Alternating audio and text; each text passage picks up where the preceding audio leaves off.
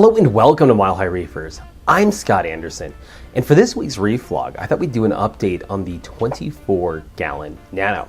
Now, one of the more interesting things about this 24-gallon Nano is it's semi-sunlit. So let's take a look at it and see how it's going.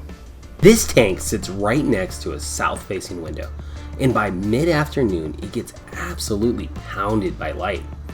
Now, in the past, I would have never recommended that anybody do this. In fact, when my wife told me she wanted to put it next to this window, I begged her not to. I said, we're gonna have algae problems, it's gonna mess with the coral, we're gonna have all kinds of issues. And you can see how much light is actually in this tank. This tank is lit by a 150-watt metal halide, and by the looks of it, you can't even tell it's on. Now let's go ahead and close the drapes and go back to early morning and look at this tank under 20K metal halide lighting. Overall, this tank is doing really well, but there are some problems with it, so let's get those out of the way first. This tank has 3 different types of algae growing on it. None of it's really a big problem, just small patches of it. So I've got green hair algae, bryopsis, and bubble algae. The bubble algae will be easy. I'll get an emerald crab for that. The green hair algae, maybe some snails, but I've never had a lot of luck with that. I've always used tangs. But this tank is way too small for tangs. And of course, the bryopsis is going to be the biggest problem. And I might actually stick that piece in the 210 and see if the tangs will take care of it. And then of course, my old nemesis, Aptasia, has somehow snuck into the tank. It must have just jumped across the room from the 210 or something like that. Anyways, I will take this guy out with some Aptasia X before it takes over this tank. Now let's take a moment to look at the coral in the tank. Just a short time ago, this tank was struggling. Before I put the protein skimmer on there, I could not keep coral happy. I had algae growing everywhere, and I think the tank is much recovered from that. 3 of the corals in this tank are bought from the bottom of the barrel, going out of business sale when Great White Aquatics went out of business. And that's the alien eye chalice, the green toadstool, and the frog spawn. Now, all 3 of these corals are doing pretty well. The alien eye chalice by far and away is doing the best. This thing gets sunlight, it gets metal halide, it's been through good water quality, bad water quality, and it continues to do great. The toadstools have struggled since they were put in this tank.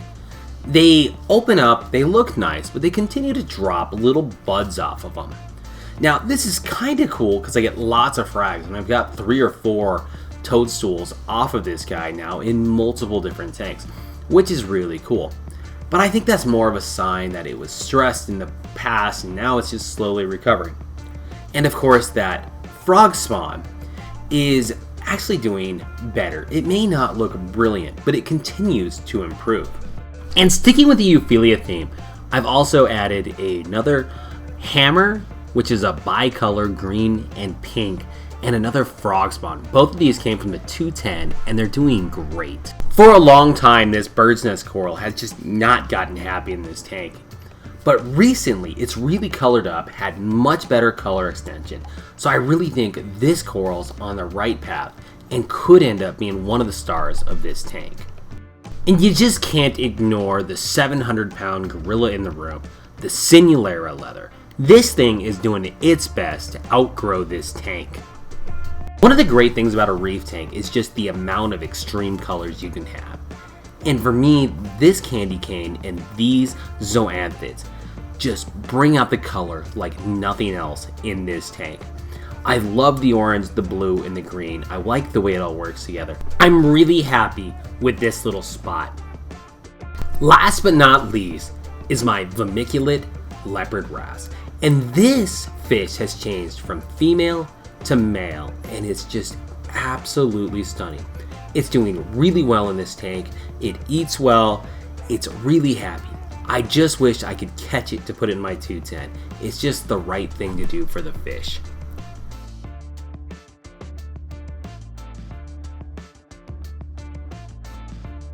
And there we have it. There's the update on the 24-gallon semi-sunlit reef tank. I really think that the sunlight is part of why that Sinulera grows so fast in this tank. And it's probably contributing to some minor algae issues and other things. But really, I haven't had the struggles with the lighting that I was expecting. I was expecting the SPS to really struggle. I was also expecting that just the extreme changes in light might cause problems. But as this tank has been set up for about 8 months now, it's really starting to settle in and find its stride. I'm happy with how it's going, so thank you for watching this episode of Mile High Reefers.